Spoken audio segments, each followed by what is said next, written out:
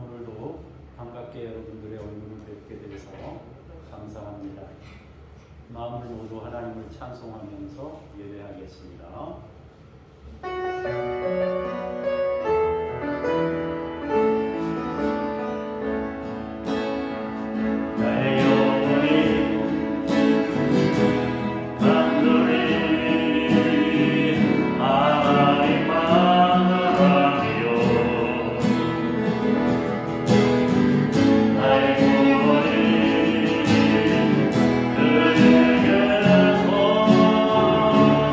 아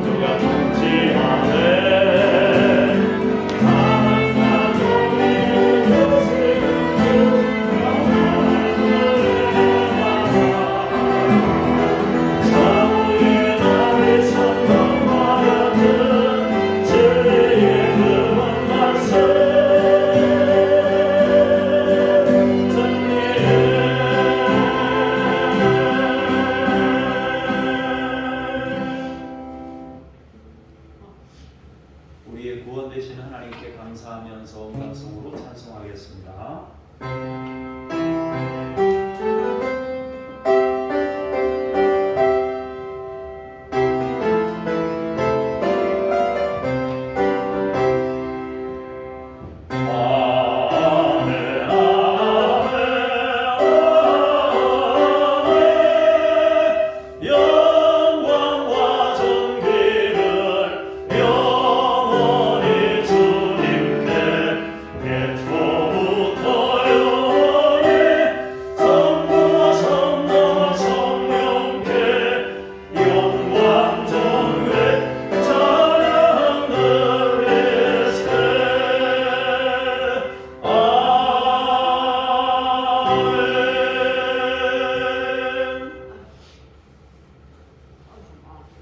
예수께서 세례를 받으시고 온 물에서 올라오실새 하늘이 열리고 하나님의 성령이 비둘기같이 내려 자기 위에 임하심을 보시더니 하늘로부터 소리가 있어 말씀하시되 이는 내 사랑하는 아들이요 내 기뻐하는 자라 하시니라. 아멘. 친히 우리의 죄짐을 그 어깨에 짊어지시고 제물이 되시려고 세례를 받으신 주님을 찬송하며 오늘도 그 은혜의 주님께 예배하오니 우리의 예배를 받으시옵소서. 주 예수 그리스도 이름으로 기도합니다. 아멘.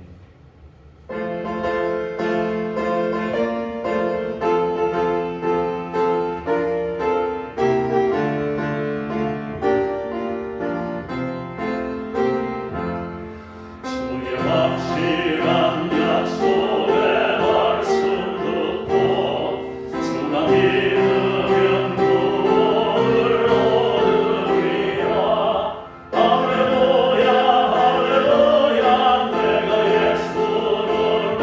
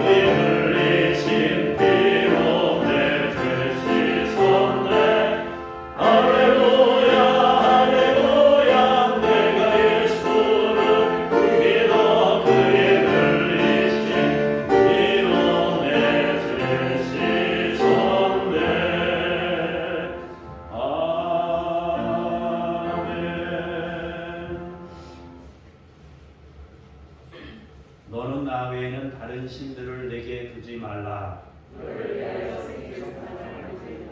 너는 내 하나님 여호와의 이름을 망령되게 부르지 말라.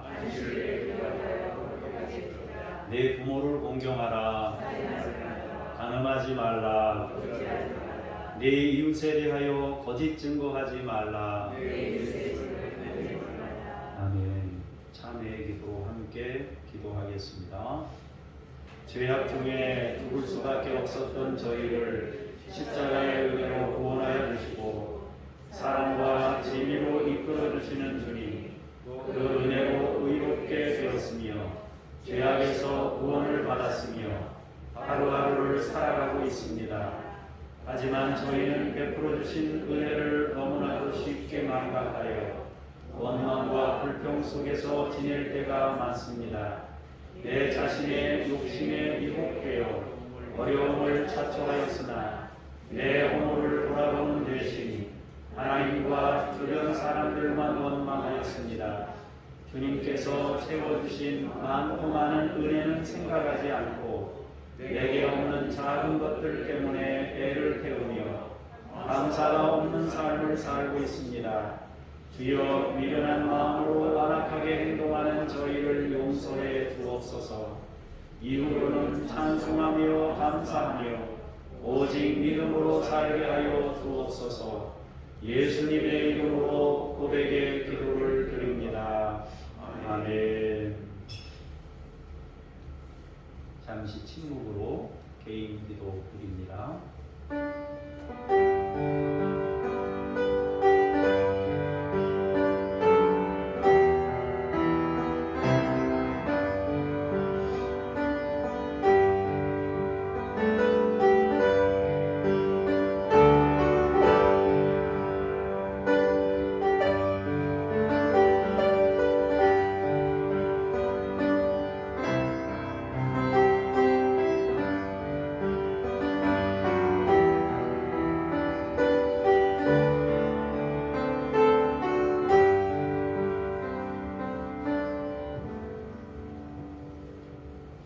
내가 그들의 악행을 사하고 다시는 그 죄를 기억하지 아니하리라.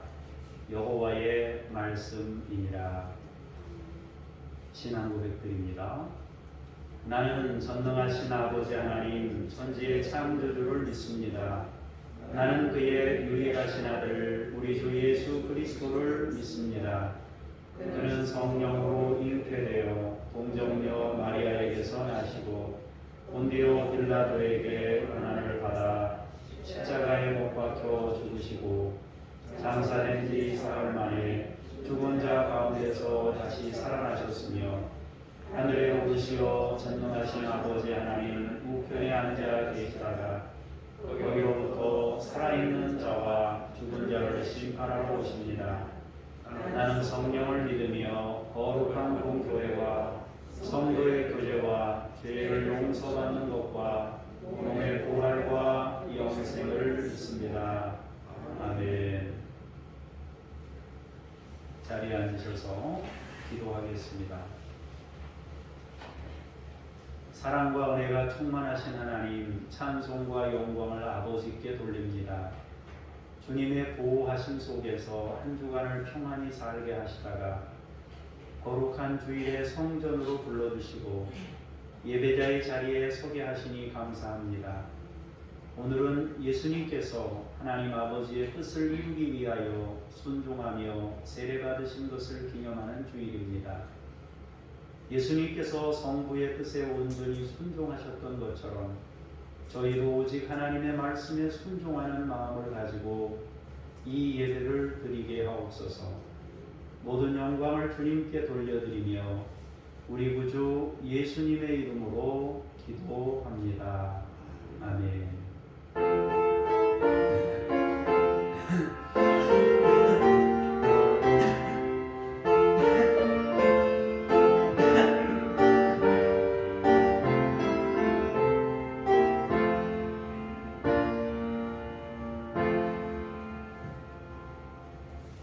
하나님의 말씀 앞으로 나아가면서 찬송 부르시겠습니다.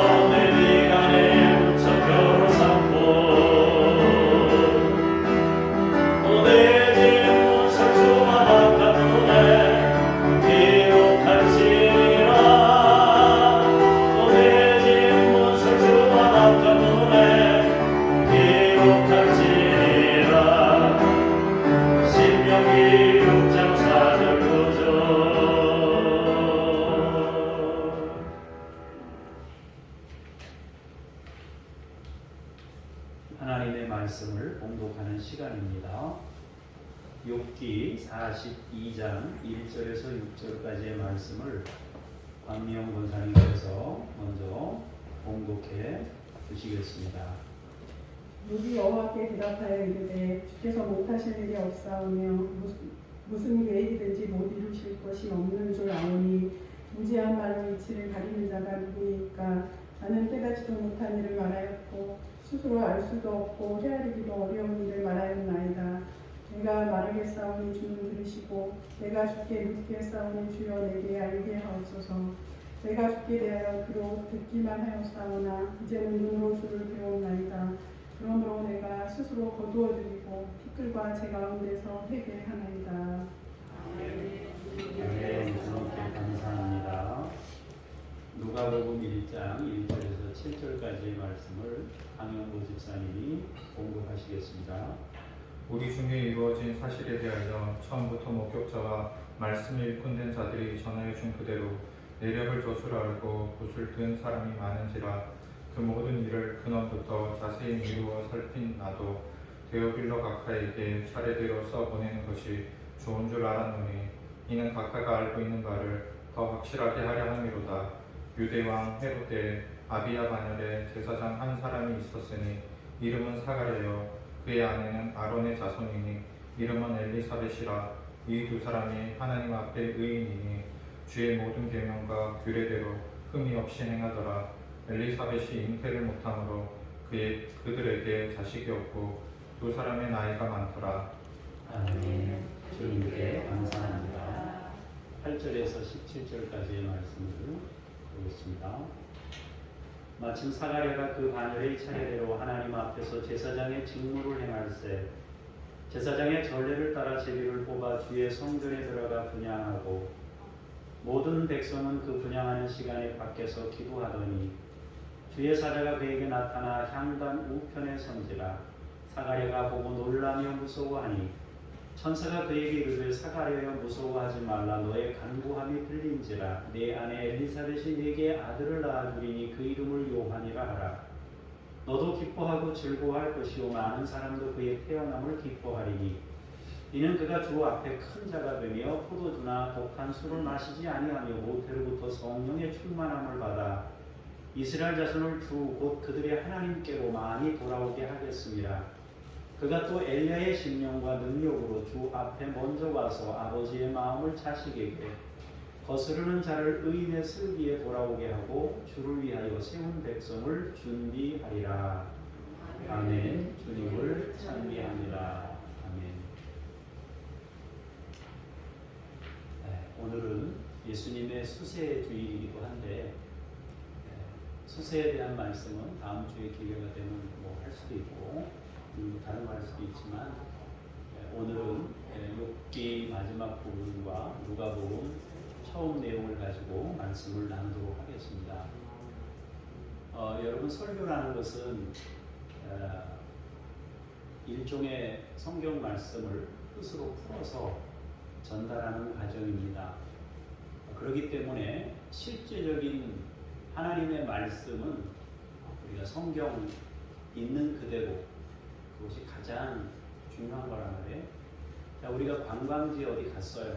관광지에 어디 가면 그 여러 가지 그 어떤 우리가 구경할 만한 것들이 거기 있단 말이에요. 그런데 가이드들이 어떻게 해요? 설명하잖아요. 그거에 대해서. 근데 그걸 본 다음에 설명을 들어야 의미가 있지 않습니까? 못 보고 설명을 들으면 사실은 그 보는 그것이 더 중요한 거잖아요. 우리가 성경을 읽는 것이 이 성경을 봉독하는 일이 얼마나 중요한 일인지 몰라요. 설교를 주목하는 것도 굉장히 중요하지만 성경을 읽는 것에 대해서 우리가 에너지를 가지고 하나님의 말씀을 받는 자세를 갖는 것이 얼마나 중요한 일인지 모릅니다. 왜냐하면 성경 말씀 자체가 가장 본질적인 것이기 때문에 그런 것이에요. 그래서 말씀이 본질적인 것이고 저는 여러분들에게 그 말씀을 뜻으로 풀어서 설명하는 것이기 때문에 사실은 원초적인 복음 자체인 이 성경이 훨씬 더 중요하다. 그래서 여러분이 성경을 읽는 분들, 성경 봉독을 준비하는 분들도 집에서 연습을 많이 하시고 거울을 보시고 하시는 것이 필요하고, 또 우리가 말씀을 들을 때도 그 마음 가지고 들어야 되는 것입니다. 그래서 성경 읽는 시간이 굉장히 중요하다는 걸 여러분들이 먼저 생각하시고 말씀을 들으면 훨씬 좋겠다. 사실은 뭐 이렇게 퍼센트로 따지기가 좀 그렇겠지만, 적어도 성경 읽는 그 시간이 50% 이상은 중요하다. 그러니까 여러분들이 그렇게 이해하시고 하나님의 말씀을 받을 때 그 중심을 가지고 말씀을 받을 수 있으면 좋겠어요. 아마 여러분들도 경험하셨을 거예요. 성경 읽으시는 분들은 읽으시면서 준비를 하시면서, 하루 전에 준비하시면서 읽다가 그 성경 말씀이 나에게 주는 감동 때문에 은혜를 받은 경험들이 여러분들이 아마 읽으신 분들은 있을 것이다 생각을 합니다. 마찬가지로 저도 예배를 준비하고 설교를 준비할 때 본문을 읽을 때 그 본문에서 주는 은혜가 남다른 은혜가 있는 것입니다. 그래서 여러분들이 그렇게 생각하시고 말씀 읽는 그 시간에 아주 귀하게 여러분들이 받을 수 있으면 훨씬 좋겠다 싶습니다. 우리는 하나님을 알면 알수록 건강한 사람으로 세워질 수 있습니다. 하나님과 가까워지는 사람일수록 하나님의 나라가 그 안에 세워지게 됩니다. 하나님께서는 이 일을 위해서, 하나님이 우리와 가까워지는 이 일을 위해서 반복적으로 끊임없이 우리를 찾아오십니다. 우리를 찾아오시고 문을 두드리시고 알려주시고 깨닫게 하시는 일을 하나님은 지금도 반복적으로 말씀하고 있습니다. 그렇게 우리에게 오시는 주님을 체험하게 되면 사람에게 변화가 일어나게 됩니다. 자신을 바로 볼 수 있게 하고 정확하게 자기가 누구인지를 알게 합니다. 그것은 구원에 있어서 가장 중요한 부분이기도 합니다.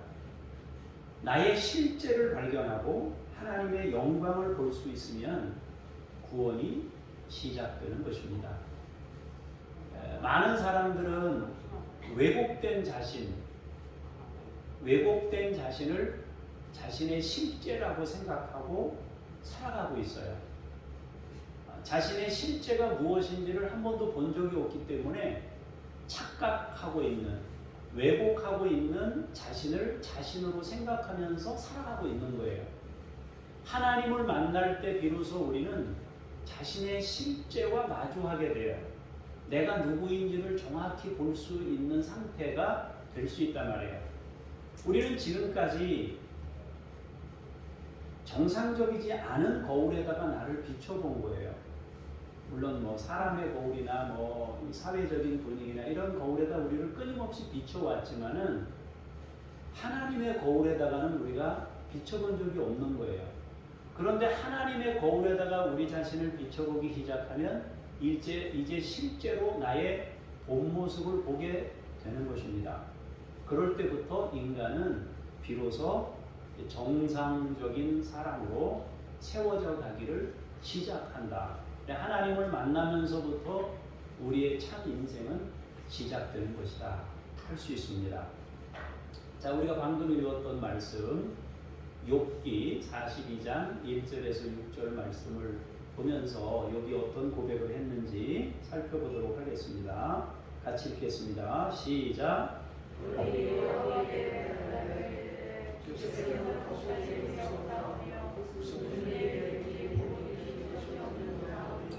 무죄한 말로 이치를 가리는 자가 누구니까? 나는 깨닫지도 못한 일을 말하였고 스스로 알 수도 없고 헤아리기도 어려운 일을 말하였나이다. 내가 말하겠사오니 주는 들으시고 내가 주께 묻겠사오니 주여 내게 알게 하옵소서. 내가 주께 대하여 귀로 듣기만 하였사오나 이제는 눈으로 주를 배웠나이다. 그러므로 내가 스스로 거두어드리고 핏불과 제 가운데에서 회개하나이다. 아멘. 욥이란 사람은 하나님을 깊이 체험하기 전에도 꽤 괜찮은 사람이었습니다. 이미 하나님 앞에서나 사람 앞에서나 거룩하고 신실하고 섬기고 다른 사람을 배려할 줄 아는 그야말로 하나님이 기뻐하실 만한 사람으로 살아가고 있었습니다. 그러나 하나님께서는 그가 가진 자기 의로움, 즉 일부 착각이나 오해로 구축된 자신을 제대로 볼 수 있도록 이제 만들기 위해서 욥을 하나님이 연단하시는 것입니다. 정말 성실하게 살아가고 착하고 거룩한 삶을 추구하던 사람에게 엄청난 재앙을 겪게 하시는 겁니다. 그가 남보다 못했기 때문에 그렇게 하시는 것이 아니에요. 그가 남보다 신앙이 없고 모자라기 때문에 그렇게 하시는 것이 아니에요. 하나님이 보실 때 더욱 거룩하고 신실한, 다시 말해서 그 자신의 실체적 진실을 보도록 자기 스스로 자기 자신과 대면할 수 있도록 그 과정을 하나님께서 주시고자 그렇게 하신 것입니다. 그러므로 자신의 실제와 하나님과의 관계에서 엄연히 존재하고 있는 명백한 차이를 가르쳐 주시는 것이죠. 하나님을 만나기 전까지 사람들은 저마다 내가 꽤 괜찮은 사람인 줄 알고 착각하며 삽니다. 내가 저 사람보다는 낫지 이러고 생각하고 살아갑니다. 뭐 조금 내가 그래도 나쁜 짓은 안 하면서 살아봤지 않나 뭐 이런 거죠. 내가 지금까지 살면서 그래도 남한테 해를 끼치는 것보다는 도움을 주고 베풀면서 살면 살았지 해를 끼치고 산 적은 없는데 이렇게 생각하면서 살아가는 것입니다. 그러나 하나님을 만나게 되면서 그 절대적인 의로우신 절대의인 하나님을 만나게 되면서 비교 우위로 나를 평가하던 그 방식이 아닌 절대 우위에 계신 하나님 앞에 나를 갖다 딱 비춰보면서 캐논이라고 그러는데 자라 말이에요. 자. 그 수업 시간에 수학 시간에 사용하는 그 자 있지 않습니까? 그걸 말하는 거예요. 하나님 앞에 우리 자신을 비춰보니까 우리 자신이 굉장히 모자라다는 것을 알게 되는 것이죠. 이 과정은 욥에게 크나큰 진통의 과정이었습니다. 그러나 깨닫고 난 후에는 그것들 모두가 은혜였고 감동이었습니다. 네, 제가 지난 주간에 조금 이제 우리 뭐 기도도 하고 뭐도 한다고 하면서 약간 뭐 좀 굶었는데 그 시간 동안에 그러니까 이제 어떤 목사님이 저한테 그래요. 나는 아무것도 안 하는데 이 목사님은 뭐 금식이라도 한다고 그래요. 그래서 금식이 아니고 금식하면서 내가 거룩해지는 게 아니라 사람이 거룩해지는 건 고사하고 성질만 더 나빠지겠습니다. 왜 그러냐 그러니까 먹고 싶어가지고 못 참겠는 거예요. 그러니까 지나가면서 뭐 먹고 있으면 손이 막 가요. 그냥 먹고 싶으니까. 그러면서 사실은 거룩해지는 게 아니라 내가 거룩하지 못한 모습을 확인하는 거예요. 그래서 내가 굉장히 욕심이 많은 사람이고 내가 굉장히 부족함이 많은 사람이구나 하는 걸 확인하면서 어떻게 기도합니까? 하나님 나에게 은혜를 베푸시고 긍휼히 여기시고 불쌍히 여겨주시고 우리 교회에 하나님이 긍휼을 부어주시고 은혜를 부어주시고 하나님이 베푸시는 은혜가 아니면 살 수 없으니 주님이 도와주십시오. 이렇게 기도하게 되는 거예요. 결단하고 내가 기도 시간을 더 많이 가지리라 생각하고 했는데 기운이 떨어지니까 기도는 고사하고 그거 견디느라고 그렇게 하고 시간을 지내면서 기도는 열심히 먹으면서 열심히 기도하는 거고 그런 생각도 또 들었어요. 여러 가지 이제 복합적인 건데 사실은 여러분 우리에게 있는 의로움이라는 것은 지극히 제한적이고 약간 뭐 상대적으로 비교해서 조금 낮고 모자랐고 하는 것뿐이지 결국 인간의 의로움이라는 것은 바닥을 면치 못한다 하는 생각을 여러 차례 하게 되었습니다. 결국 욥도 넘치는 상황에서 다른 사람을 섬기고 하는 걸 얼마든지 했어요. 그러나 하나님이 다 가져가시고 나니까 감당이 안 되는 거예요, 자기가. 그래서 원망하고 생일을 저주하고 이제 이런 과정들이 있었어요. 물론 처음부터 불평했던 건 아닙니다. 처음에는 얼마나 거룩하게 주신 분도 하나님, 가져가신 분도 하나님 이러면서 하나님이 영광을 받으십니다 하고 고백했어요. 그러나 질병이 오랫동안 지속되면서 그가 고통 가운데 지내던 모습들을 보게 되었습니다. 그리고 친구들과 의의를 가지고 자기 의의를 가지고 논쟁하는 과정을 거치게 되었습니다. 그런데 깨닫고 나니까 그 과정을 거칠 때는 나의 실제와 마주할 때는 고통의 시간이고 자신과의 대면하는 그 시간이 괴로운 시간이었어요. 그런데 그 시간이 지나고 나서 깨닫고 난 이후에 보니까 모두가 은혜였고 감동이었고 자기의 의의를 버리고 하나님의 의의를 붙잡는 변화를 이루게 되었다 하는 것입니다. 욥이 보여준 고백은 우리가 네 가지로 생각할 수 있습니다. 첫 번째, 하나님 나도 모르는 말을 떠들었습니다. 이게 첫 번째 내용이에요. 그렇게 자신 있게 말하던 것들이 다 큰 의미를 갖지 못한 말들이었음을 깨닫게 된 겁니다. 나는 무지한 말로 이치를 가리는 자였습니다. 나는 깨닫지도 못하는 말을 했습니다. 스스로 알 수도 없고 헤아리지도 못하는 말을 했습니다. 지금까지 그렇게 자신 있게 친구들에게 항변하고 내가 너희들보다 못한 게 뭐냐? 나는 나의 의로움이 포기하지 않겠다. 하나님도 계시는 빨리 오셔가지고 나하고 한번 토론해 보십시다. 막 이렇게 나왔단 말이에요. 그 정도로 자신 있었던 사람이에요. 그렇게 친구들에게 항변했는데 그것이 다 하나님의 절대 의를 만나게 되면서 쓸데없는 말들이고 허공을 울리는 말이었다는 것을, 별로 의미 있는 것이 아니었다는 것을 알게 된 거예요. 그러면서 자기 확신이 줄어들고 말이 많던 것들이 작아지고 하나님의 도움을 구하는 겸손한 모습으로 고백하는 거예요. 자기 스스로가 고백하는 거예요. 내가 지금 한 말들은 내가 무슨 뜻으로 한 것인지 조차도 모를 정도로 떠들었습니다. 사람들 사이에서 비교했을 때는 굉장히 비교우위라고 생각하며 큰소리치며 사는 거예요, 자기가. 그런데 하나님의 거울에다 자신을 비춰보고 나니까 내가 무슨 얘기를 떠들고 다녔는지 그 생각이 드는 거예요. 그런 생각이 든단 말이에요.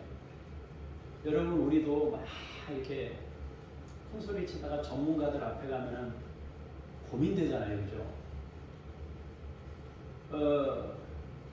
목사님들 앞에 막 설교할 때가 있단 말이에요. 시차례라든지 뭐 이런 거 할 때, 시설장으로 섬기고 할 때는 목사님들, 장로들 앞에 설교한단 말이에요. 그럴 때는 설교를 길게 못해요. 왜냐하면 그분들도 다 하나님의 음성을 들으면서 말씀 준비하시는 분들인데 뭘 길게, 뭘 어떻게 얘기하겠어요. 또 잘못하면 빗나간 이야기들이나 하지 않겠어요? 그래서 이제 조심하게 되는 그런 모습을 보이는데, 하물며 하나님 앞에 내 자신이 만나게 됐을 때 그분 앞에서 우리가 어떤 태도를 취하겠습니까? 욥은 그 경험을 한 것입니다. 두 번째로 뭐라고 얘기합니까? 주님, 내게 알게 하십시오. 이전에는 하나님 나 좀 봅시다 이렇게 된 거 아니에요? 내가 왜 이런 재난을 겪어야 하는지 말해 보십시오. 오셔서 나랑 토론해 봐요. 하나님의 주권을 수용하지 못하고 자기 의를 내세웠습니다. 그러나 이제 주님께 질문하는 태도를 보입니다. 따지는 태도에서 겸손히 배우겠다는 자세로 질문하는 것입니다. 잘 듣겠습니다. 가르쳐 주세요. 진정으로 겸손한 사람으로 변화된 것입니다. 여러분, 하나님께서도 우리에게 말씀하실 때, 물론 때로는 이거 해 이렇게 말씀하실 때도 있지만 대부분의 경우 하나님은 우리에게 말씀하실 때 우리의 의중을 묻습니다. 여러분, 누가복음 요즘에 큐티할 때 하나님께서 마리아에게 사가랴에게 찾아오실 때 해 그랬어요? 아니잖아요. 은혜를 받은 자여 평안할지어다 그러니까 대화를 주고 받지 않습니까? 계속 의중을 묻잖아요. 그래서 받아들이겠냐? 받겠습니다. 그러니까 주님이 그러면 너에게 주의 말씀대로 이루어질 거다라고 말씀하시는 거예요.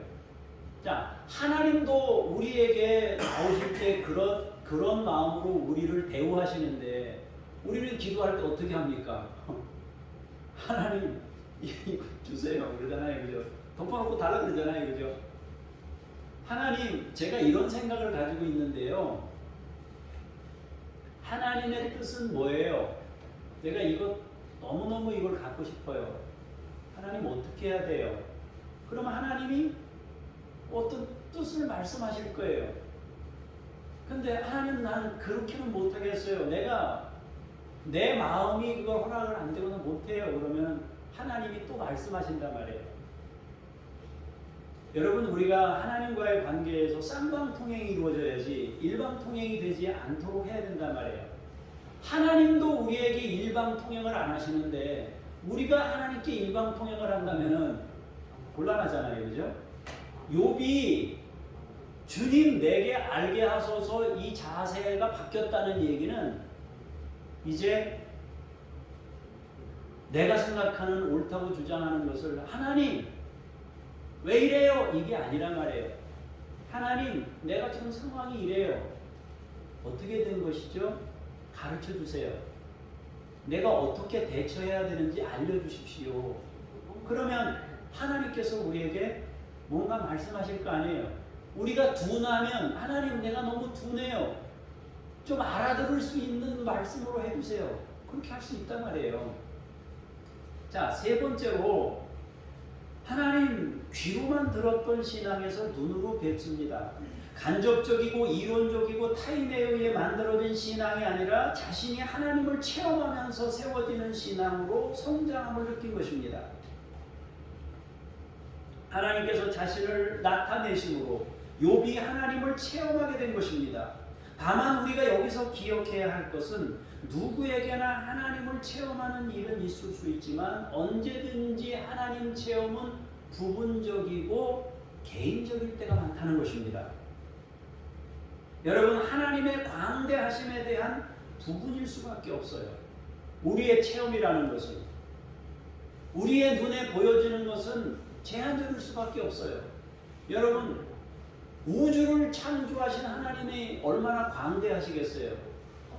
그분을 내가 다 볼 수 있나? 못 본단 말이에요. 다 볼 수 없어요. 그래서 하나님이 우리에게 체험을 주실 때는 하나님 전부에 대한 체험이 아니라 하나님 부분에 대한 체험이에요. 그리고 하나님에 대한 체험이라는 것은 개인적입니다. 왜 개인적이냐면은 우리 각자 삶의 자리가 너무 달라요. 내가 사는 삶의 자리가 달라요.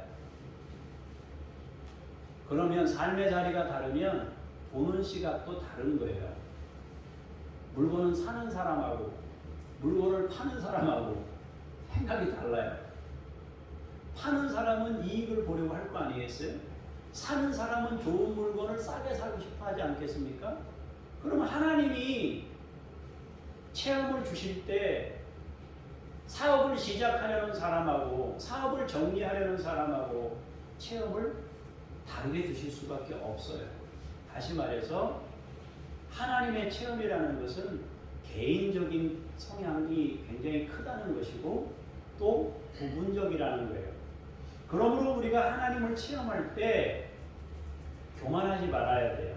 왜냐하면 체험하는 것이 너무 큰 체험이다 보니까 이게 막 감당이 안 되는 거예요. 하나님을 체험하고 나면. 감당이 안 되니까 어때요? 내가 체험한 이 체험을 전부라고 생각하고 다른 사람이 체험한 걸 무시하면서 이 사람의 체험의 신앙을 부정하는, 그리고 내가 가진 체험의 신앙으로 교만해지는 그런 실수를 범하게 되는 것입니다. 많은 은사를 받고 이적과 기사를 일으켰던 사람들에게 일어났던 현상 중에 하나가 뭐냐면 교만으로 잘못된 길로 간 사람들이 많다는 거예요. 이건 실제로 여러분 증명된 얘기 아닙니까? 복권이 여러분 수백억을 맞은 사람들 중에 90% 이상은 잘못됐다는 거 아니에요? 왜 그렇겠어요? 감당이 안 되는 거예요, 자기가. 그래서 여러분, 우리가 항상 하나님을 체험할 때에도 겸손한 태도와 자세를 갖는 건 굉장히 중요하단 말이에요.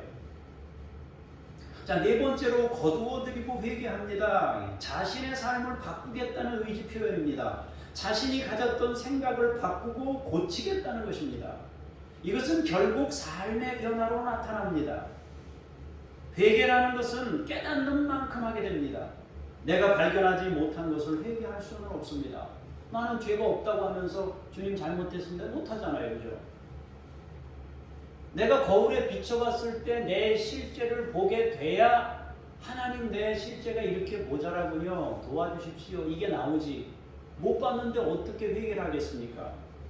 그래서 회개라는 것은 평생의 작업입니다. 나를 한 번 또 볼 때, 내 모난 모습을 한 번 또 볼 때 회개하고 또 볼 때 회개하는 것입니다. 어떤 이단들은 한 번 회개하면 평생 끝이라고 그러는데 그건 잘못된 생각입니다. 어떻게 한 번에 인생을 다 깨닫는 사람이 있겠어요?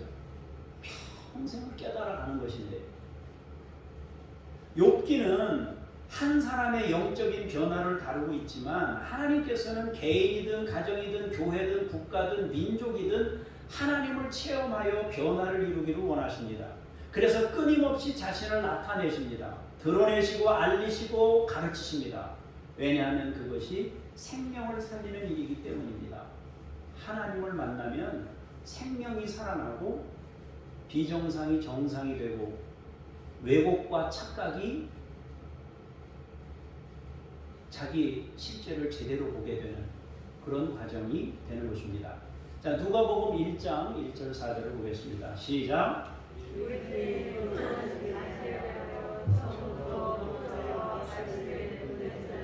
전하여 준 그대로 내력을 저술하려고 붓을 든 사람이 많은지라 그 모든 일을 근원부터 자세히 미루어 살핀 나도 데오빌로 각하에게 차례대로 써보내는 것이 좋은 줄 알았노니 이는 각하가 알고 있는 바를 더 확실하게 하려 함이로라. 아멘. 누가복음은 누가라는 의사가 성령의 감동하심을 받아 기록한 성경입니다. 그는 주님과 함께 시간을 보냈던 동역자입니다. 그리고 바울과 함께 선교한 동역자이기도 합니다. 그는 그 과정에서 자신에게 드러내시고 나타내셨던 주님, 그 주님을 세상에 알리고자 했어요. 당시에 많은 사람들은 주님을 세상에 알리고자 글들을 남겼는데 누가도 마찬가지로 그때 당시 붓을 든 사람이 많았지만 나도 주님을 체험한 사람으로서 주님을 세상에 드러내고 싶다라는 것을 말하고 있어요. 그러면서 차례대로 써보내는 것이 좋다라고 생각하고 계획했습니다. 차례대로라고 하는 것은 누가복음과 사도행전을 말하는 것입니다. 그는 데오빌로 각하가 알고 있는 바를 더 확실하게 하고자 그렇게 했다라고 말합니다. 각하라는 것은 총독 이상의 직분, 대통령이나 이런 사람들을 각하라고 합니다. 누가가 한 사람을 위해서 이렇게 엄청난 말씀을 전편, 후편으로 나눠서 예수님 시대와 성령 시대를 나누어서 기록해서 신앙적인 도움을 주고자 했던 거 보면 이 사람이 얼마나 한 영혼에 대한 그 마음이 간절했는지. 여러분, 한 사람을 위해서 24장, 28장이나 되는 그 많은 성경을 쓴다고 생각해 보세요. 얼마나 어려운 일이. 그런데 그거를 했단 말이에요. 물론 다른 해석도 있습니다. 어떤 해석? 사람들은 자기가 쓴 글의 권위의 정당성을 확보하기 위해서 유명한 사람들의 이름을 이렇게 차용해서 쓰는, 혹은 그 사람들을 거론해서 무게감을 느끼게 하는 그런 특성을 가지고 있었습니다. 이 시대에. 그런 면에서 볼 때 데오빌로 각하에게 이렇게 표현한 것은 아마도 자기가 쓴 글에 대한 무게감을 느끼게 하기 위해서 그렇게 한 것이 아니냐, 이렇게 해석하는 사람들도 있습니다.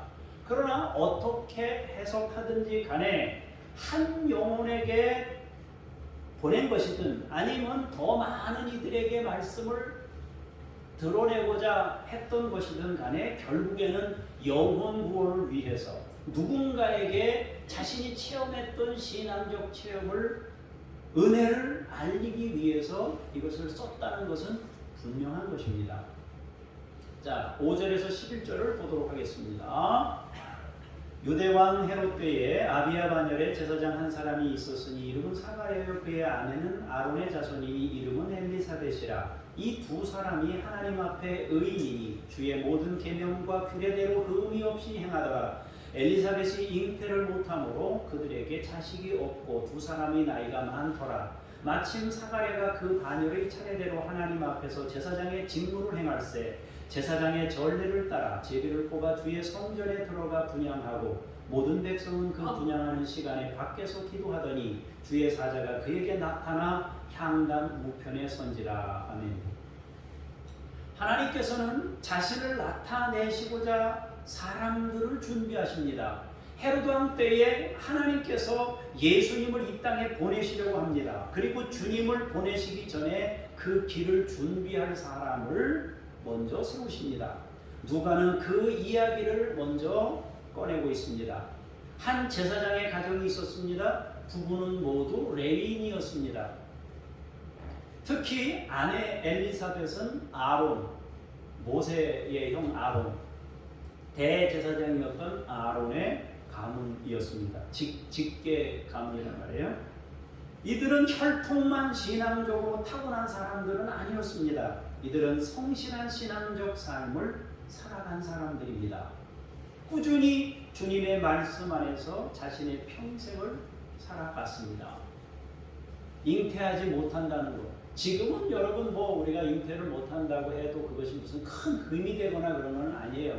우리 같이 그냥 위로하고 같이 살아가는 것으로 이해하고 가면 되는 거죠. 그죠? 그러나 그때 당시에는 자녀가 없다는 것은 큰 흠이에요. 뭔 죄가 많은가 여러 가지 구설에 휩싸이지 않았겠습니까? 그럼에도 불구하고 이 두 부부가 변함없이 신실함으로 하나님 앞에 불평하지 아니하고 감사하게 자기 신앙을 지켰다는 거예요. 이게 얼마나 귀한 일입니까? 여러분, 우리가 대단한 것이 아니더라도 자신의 삶을 신실하게 지켜내고 살아가는 것, 그것이 얼마나 귀한 것인지 모릅니다. 한 번에 여러분 대박을 치는 것도 좋은 것일 수 있지만 여러분 꾸준한 것이 좋은 거예요. 성경을 하루에 40장 읽는 것도 좋지만은 매일매일 3장, 4장씩 읽을 수 있는 게 능력입니다. 늙기까지 신실한 신앙을 유지한 사람이 이 사가랴였어요. 그런데 하나님께서 그를 만나주시는 거예요. 그럼 지금까지는 하나님이 안 만나주셨죠. 그런데 이 만남은 특별한 만남이에요. 어찌 보면 더 진하게 만나주시는 만남으로 하나님께서 이 사가랴를 만나주셨어요. 하나님께서 그를 만나주신 시간은 역사적으로는 헤로드 왕 때였어요. 그리고 개인적으로는 자신이 제사장 직무를 감당해야 되는 차례가 되었을 때, 성전에 들어갈 시간이 자기에게 주어진 때에 하나님께서 그를 만나주신 것입니다. 역사적으로 보면 고난과 시련의 한복판에서 고통하는 시간에 하나님이 찾아왔습니다. 개인적으로 보면 자식이 없어 늙어버린 때에 오셨습니다. 그러나 신실함을 유지하고 있는 때에 오셨습니다. 역사적으로 보면, 사회적으로 보면 시련기예요. 식민지였으니까요. 시련기에. 그렇다고 헤롯 왕이 무슨 뭐 좋은 사람도 아니고 힘든 때, 개인적으로도 자식이 없이 늙어버린 때, 그때, 그러나 신실한 신앙을 유지하고 있는 그때에 하나님이 그를 찾아오신 것입니다. 자신이 직무를 감당하는 그 시간에 주님이 오셨습니다. 하나님의 계획과 섭리는 신실하고 꾸준히 신앙의 자리와 자기 삶의 자리를 지키는 자들을 통해서 일하십니다.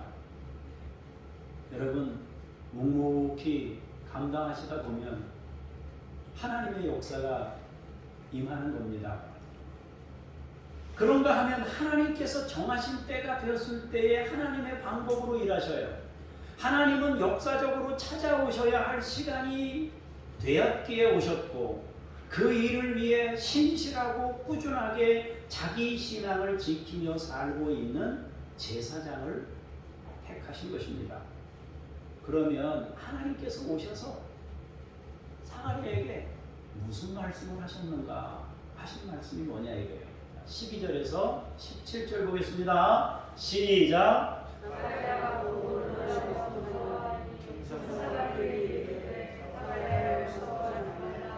너의 간구함이 들린지라 내 아내 엘리사벳이 내게 아들을 낳아주리니 그 이름을 요한이라 하라. 너도 기뻐하고 즐거워할 것이요 많은 사람도 그의 태어남을 기뻐하리니 이는 그가 주 앞에 큰 자가 되며 포도주나 독한 술을 마시지 아니하며 모태로부터 성령의 충만함을 받아 이스라엘 자손을 주 곧 그들의 하나님께로 많이 돌아오게 하겠습니다. 그가 또 엘리야의 심령과 능력으로 주 앞에 먼저 와서 아버지의 마음을 자식에게 거스르는 자를 의인의 슬기에 돌아오게 하고 세운 백성을 준비하리라. 사가랴여 무서워하지 말라. 너의 간구함이 들렸다. 그랬습니다. 내 아내 엘리사벳을 통해 아들을 줄 것이니 이름을 요한이라 하라. 하나님께서 그의 기도에 응답하셨음을 말씀하십니다. 사가랴는 자녀를 얻기 위해 하나님께 계속 기도해 왔음을 알 수 있습니다. 동시에 간구함이 들렸다는 표현은 그의 성실한 삶에 대한 하나님의 인정이 포함된 의미입니다. 사도행전에도 비슷한 내용이 나오는데요. 사도행전이 복음서에 나오면요, 백부장 그 사람이 구제하고 뭐 이렇게 열심히 했던 사람 아닙니까? 이 유대인들을 도와주고, 그때 뭐라 그랬어요? 그의 그 간구나 그의 것들이 하나님 앞에 상달되었다. 그렇게 표현하고 있지 않습니까? 결국 이 표현은 너의 간구함이 들렸다 그 얘기는 너의 신실함을 내가 봤다, 그런 의미이기도 하단 말이에요. 그러니까 이건 두 가지 의미일 수 있어요. 하나는 사가랴가 하나님 우리에게 한 가지 흠이 있는데 자식이 있으면 좋겠어요. 도와주세요. 신실함으로 하나님께 구하며 사는 거예요, 이 사람이. 그 다음에 그래도 변함없이 하나님을 떠나지 아니하고 신실함을 지키고 유지한 거예요. 그래서 하나님이 그걸 기억했단 말이에요. 그런데 하나님께서는 거기에 도와셔서 그를 통해서 하나님의 일을 이루시는 계획을 세운 거예요. 어찌 보면 하나님은 하나님의 때를 위해 거룩한 사람을 묵혀둔 거예요. 그냥 당장 해도 되는데 묵혀뒀어요. 여러분, 우리 요셉도 다 알잖아요. 그냥 감옥에서 꿈 해석했을 때 꺼내주면 될 걸 안 꺼내주고 하나님 묵히시잖아요. 2년을 더 묵히셨다가 바로가 꿈을 꿀 때 역사가 일어나지 않습니까? 하나님은 신실한 사람들을 보고 계셔요. 그리고 기다리셔요. 하나님의 때 하나님의 영광을 위하여 세상의 주의 영광을 나타낼 일들을 위해서 준비하신단 말이에요. 기도를 채우고 간절함을 채우고 성실한 신앙적 삶을 보시면서 하나님의 시간을 기다리셨습니다. 그리고 때가 되자 그들을 만나주셨습니다. 그리고 그의 소원인 자녀를 주신 것입니다. 그리고 자녀만 주시는 것이 아니라 그 자녀를 통해 내가 내 일을 하고 싶다 말씀하셨습니다. 예수님을 세상에 소개하는 일을 그의 자녀를 통해 이루고자 하셨습니다. 하나님께서는 사가랴에게 자녀를 주신다고 말씀하신 후에 그 자녀에게 주실 은혜도 말씀하셨습니다. 그는 너에게 큰 기쁨이 될 것이다. 동시에 그는 많은 사람에게도 기쁨이 될 것이라고 말씀합니다. 모두의 기쁨이 될 거라고 선언하십니다. 그는 큰 사람이 될 것이고 나실인 구별된 사람으로 절제된 삶을 살게 될 것이라고 말합니다. 모태로부터 성령이 충만한 사람이 될 것이라고 말씀하십니다. 그가 앞으로 하게 될 일은 많은 사람을 옳은 대로 돌아오게 할 것이라고 말씀합니다. 다니엘서에 나오죠. 12장 3절에 많은 사람을 옳은 대로 돌아오게 한 자는 영원토록 별과 같이 빛나게 하신다고 하시지 않습니까? 이 세례 요한을 하나님이 그렇게 쓰고 싶다고 얘기한 거예요. 자녀를 주겠다 하시면서 이 자녀를 내가 많은 사람을 옳은 대로 돌아오게 하는 사람으로 세우고 싶다라고 말씀하신 겁니다. 그는 예수님보다 조금 일찍 와서 주님의 백성들을 준비하는 일을 하게 될 것입니다. 엘리야의 심령과 능력으로 사람들의 마음이 주님께로 향하도록 사역을 감당하게 될 것이라고 말씀합니다. 그것은 아버지의 마음을 자녀에게 주는 일입니다. 또한 거스르는 자들을 의인의 슬기에 돌아오도록 하는 일입니다. 주를 위하여 세운 백성을 준비하는 일입니다. 결국은 하나님과 사람이 가까워지도록 하는데 사역에 초점이 맞춰지는 것입니다. 하나님과 사람의 간격을 메우는 거예요. 우리가 기억해야 하는 것이 있습니다. 하나님은 우리에게 오시기를 원합니다. 하나님은 자신을 우리에게 계시하십니다. 해석하자면 하나님의 마음은 우리를 구원하시는 데 있어요. 거기에 모든 것이 맞춰져 있습니다. 개인에게 찾아오시는 것도 결국에는 그 개인의 신앙 성숙과 함께 그것은 반드시 그를 통해 또 다른 사람들을 신앙의 자리로 이끄시기 위함입니다. 하나님이 우리를 세우신 이유들은 하나님과 사람들을 가까워지게 하는 그 일을 위해서 세우신 것입니다. 그것이 전도입니다. 그것이 우리의 사명이기도 하고요. 제가 지금 하고 있는 이 설교라는 방편을 통해서도 여러분과 하나님의 관계를 가깝게 만드는 그 역할을 하고 있는 것입니다. 하나님은 개인이든 가정이든 국가든 민족이든 그들에게 자신을 드러내시고 나타내셔서 하나님과 가까워지도록 일하십니다. 그것이 구원이기 때문입니다. 주님은 늘 우리를 찾아오십니다. 그리고 우리를 주님의 품으로 초대하십니다. 그것을 위해 주님은 성령님을 통해 우리에게 자신을 나타내십니다. 삶에서 드러내시고 우리의 인생 과정에서 끊임없이 나타내십니다. 그렇게 우리는 매일의 삶 속에서 주님을 체험하게 됩니다. 그리고 그런 체험들이 쌓여 거룩한 주님의 사람으로 세워져 가는 것입니다. 사랑하는 성도 여러분, 모든 상황 속에서 우리에게 말씀하시고 찾아오시는 주님을 겸손한 마음으로 받으시기를 축복합니다. 가장 확실한 방법인 말씀 읽기와 예배를 통한 교제, 기도를 통한 체험들이 넘치는 한 해가 되시기를 바랍니다. 그래서 주님과 더욱 가까워지는 여러분 모두가 되시기를 주님의 이름으로 축원합니다. 기도하겠습니다. 욥을 찾아오셔서 하나님과 가까워지도록 하셨고 그것을 기록하게 하셔서 우리에게 간접 체험을 주셨습니다. 누가를 통하여 성경을 기록하게 하신 하나님께서 세례 요한에 대한 이야기들을 통하여 또한 하나님이 우리에게 마음이 있으시며 우리를 향하여 구원의 마음을 가지고 계시는 것을 또한 확인케 하시니 감사합니다. 우리 인생 가운데 하나님을 반복적으로 체험하면서 하나님과 가까워지는 우리 모두가 될 수 있도록 인도하여 주시옵소서. 우리의 인생의 갈 길을 열어보시고 하나님의 은혜로 살아가는 우리 모두가 되게 하여 주시옵소서. 감사드리며 주 예수 그리스도 이름으로 기도합니다. 아멘.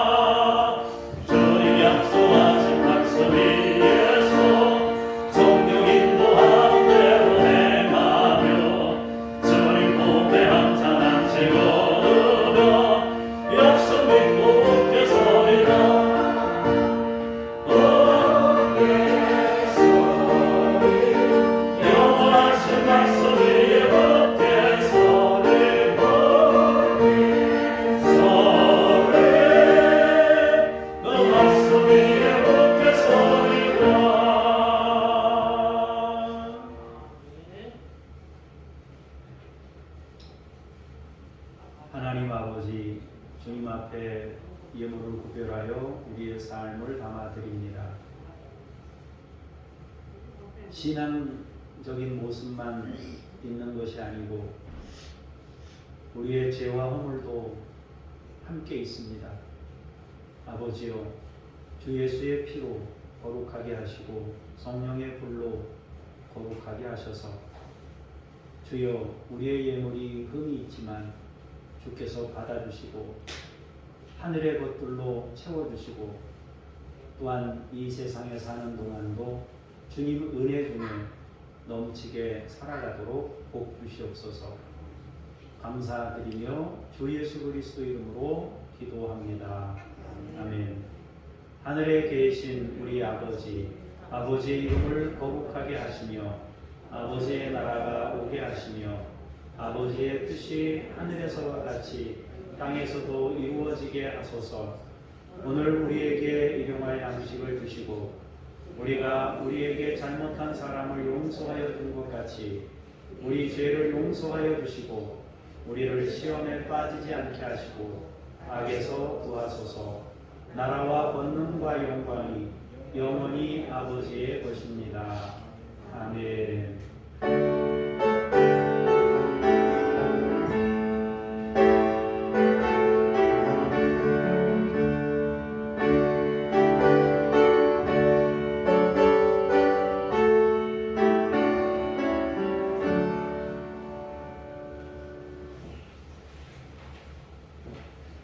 중보기도 내용을 보겠습니다. 건설 현장에 안전사고가 발생하지 않도록 여러분 기도하시기를 바랍니다.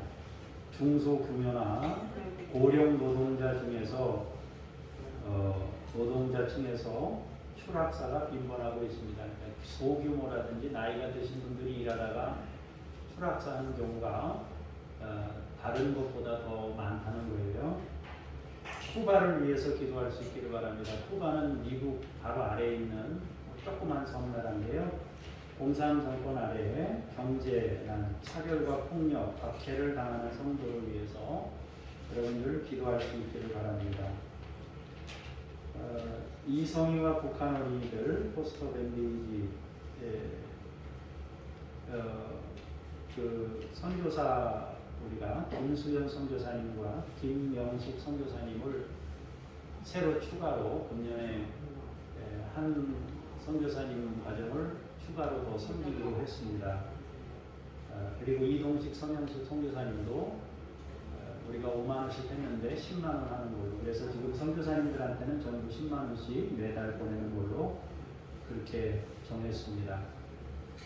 그리고 포스터 밴데이지라고 말라위의 선교사님이 운영하는 학교에서 학교를 다니면서 신앙교육과 이것들을 했는데 이 아이가 이제 어느 정도 좀 큰 것 같아요. 근데 거기 이제 생활이 어려우니까 돈벌이 한다고 학교를 그만두고 갔대요. 그래서 제가 보기에는 뭐 13살에서 한 15살쯤 돼 보이는데 그 학교 프로젝트에서 이 아이가 아마 빠져나간 것 같아요. 그래서 연락이 왔습니다. 그래서 다른 사람으로 좀 대체했으면 좋겠다고 선정하면 연락을 주겠다 그랬어요. 그래서 우리가 끊지는 않겠습니다. 다른 아이로 또 바꿔서 해주시면 우리가 계속 하겠습니다. 조만간 연락이 오면 이름을 바꿀 것이고, 포스터 밴데이지를 위해서는 여러분들이 좀 기도해 주셔서 신앙의 그 선교사님 아래서 신앙 교육을 하면서 지냈던 그 삶을 다른 데 가서도 잃어버리지 않고 하나님을 간직한 채 살 수 있어서 그 지역에서 하나님의 영광을 위해서 아름답게 쓰임받을 수 있는 그런 사람이 되도록 여러분들이 위해서 기도할 수 있으면 좋겠습니다. 우리 김혁준 신임 집사로, 다른 분들은 다 유임하고요. 우리 김혁준을 집사로 임명하도록 하겠습니다. 여러분 그렇게 아시고요. 교회와 국가를 위한 금식기도 주간입니다. 저와 아내는 지난 주간에 했습니다. 지난 주간에 했으니까 여러분들은 금주에 여러분들한테 너무 무리한 게 시키면은 여러분들 안 될 것 같아서 제가 조금만 시키겠습니다. 목사님 아닙니다. 저희도 하겠습니다. 많이 하겠습니다. 그러면 많이 하셔도 상관은 없습니다.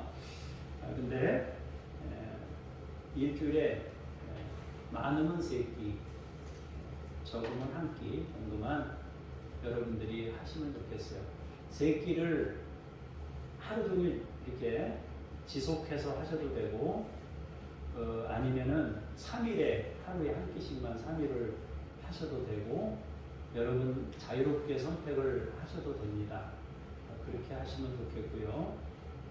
뭐 또 조금 성령의 감동이 크게 오시는 분들이 있으시면 그냥 뭐 며칠을 하셔가지고 같이 기도를 하셔도 되고, 그거는 이제 여러분 마음인데, 우리가 이제 모든 걸 너무 부담 갖게 하면 안 되니까 한 끼 하시고 싶으시면 한 끼에서 3끼 정도 이렇게 정해놨으니까 요거 정도만 여러분들이 하셔도 하나님 앞에 우리가 마음을 드리는 거니까 그렇게 하시고, 2가지를 기도하는 거예요.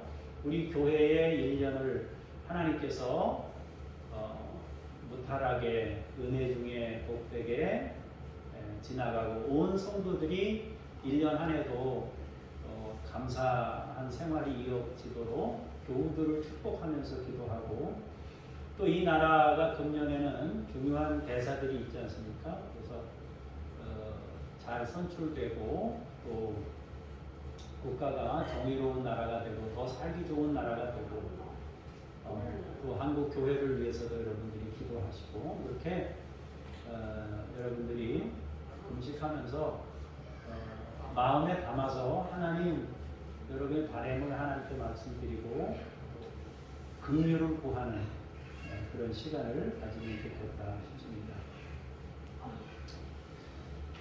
제가 잠깐 기도하겠습니다.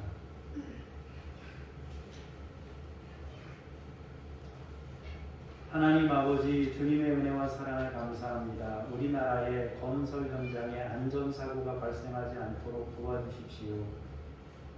중소규모의 건설 현장에서, 특히 고령 노동자층에서 추락사가 빈번하게 일어나고 있습니다. 하나님, 어떤 생명도 귀하지 않은 것이 없는데 하나님께서 안전사고가 발생하지 않도록 모든 현장을 지켜주시고 안보하시고 살펴주시옵소서. 하나님 아버지, 쿠바 공산정권 아래 경제난과 차별과 폭력, 박해를 당하는 성도들을 지켜주시고 보호하시옵소서. 이번에 신임 집사가 된 김혁준 집사님이 믿음 안에서 주의 영광을 나타내게 하시고 주의 뜻을 이루게 하시며, 먼저 된 분들과 연합하여 주의 영광을 나타낼 수 있는 귀한 아들이 되게 하옵소서. 하나님, 교회와 국가를 위해 금식하는 기도주간입니다. 사랑하는 우리 믿음의 식구들이 작은 마음을 하나님께 드리며 1년 동안 교회를 지키시고 한국교회를 거룩하게 세우시고, 또 이 나라를 건강한 나라로 세우도록 축복하며 기도하는 시간을 가지려 하오니, 교우들이 함께 믿음으로 동참하여 기도할 수 있게 하옵소서. 아버지, 포스터 밴데이지를 위하여 기도합니다.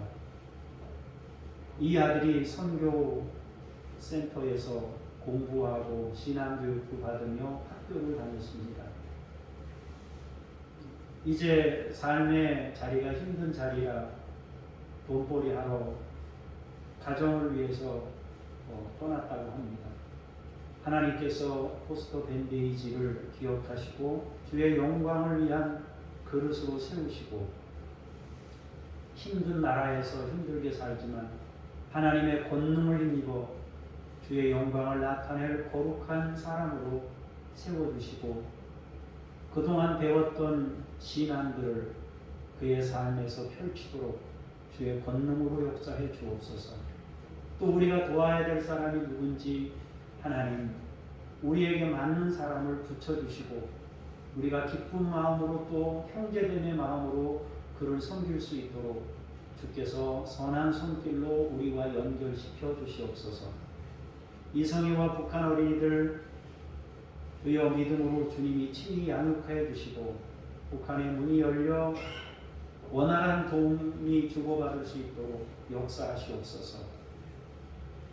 하나님, 김요엘 선교사님, 이웃 아저씨 아줌마, 이동식 서명숙 선교사님, 김수연 김명숙 선교사님, 천애술리 선교사님에게 하나님의 은혜와 성령을 부어주시고 주의 권능으로 이들을 도우시며 아버지여, 우리가 작은 교회지만 그들을 위해 함께 기도하며 마음을 모으고 있사오니 그들의 사역 가운데 성령의 도우심이 끊임없이 이어지고 함께 기도로 연결되어 서로를 격려하는 믿음의 동역자들이 되게 주옵소서. 금년 안에도 저들을 보호해 주시고 하나님의 권능이 나타나고 주께서 놀라운 이적과 기사들을 그들에게 보여주시옵소서. 하나님 아버지, 온 성도들을 주님의 이름으로 축복합니다. 아버지여, 금년 안에도 하늘의 복을 받아 누리며 땅에 기름진 것으로 받아 누리게 하시기를 원합니다. 사랑하는 성도님들에게 믿음의 복을 주시옵소서. 건강의 복을 주시고 가정의 평강을 이루게 하시며 에덴 동산의 축복을 가정마다 부어 주시옵소서. 부모와 자녀가 아버지 영적 권위와 질서 안에서 평화로운 가정을 이루도록 모든 가정마다 복을 주시고 자녀들의 인생문이 열리게 해주시고 만남의 복을 주시고 하나님의 보호하심과 인도하심과 그들의 인생 가운데 놀라운 하늘의 것들을 공급하시는 역사가 있기를 원합니다. 오늘 한 해도 우리 교우들 건강을 지켜주시고 삶을 책임져 주시며 함께하여 주시옵소서. 기도할 때마다 만나주시고 어려울 때마다 손잡아서 우리 성도들을 이끌어 주시고 업어서 광야를 통과할 수 있도록 모든 식구들 가운데 역사하시고 인도하여 주시옵소서. 이번 주에 있는 그 기간 동안 우리 성도님들이 함께 기도의 마음을 모으도록 인도하시고 역사하시옵소서. 감사드리며 주 예수 그리스도 이름으로 기도합니다. 아멘. 다 같이 자리에서 일어나셔서 성령님과 함께 동행하면서 우리 삶의 자리로 나아갑니다.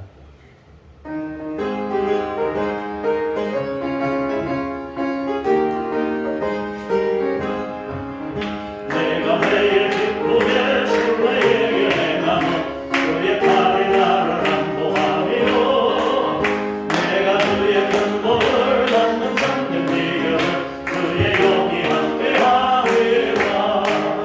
성령의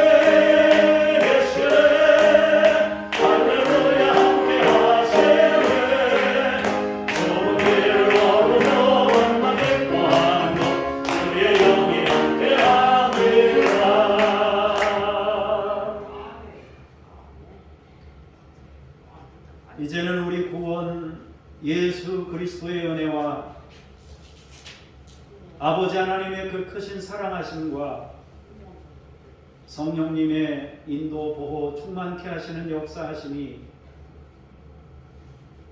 오늘 말씀을 듣고 말씀 안에서 하나님과 가까워지며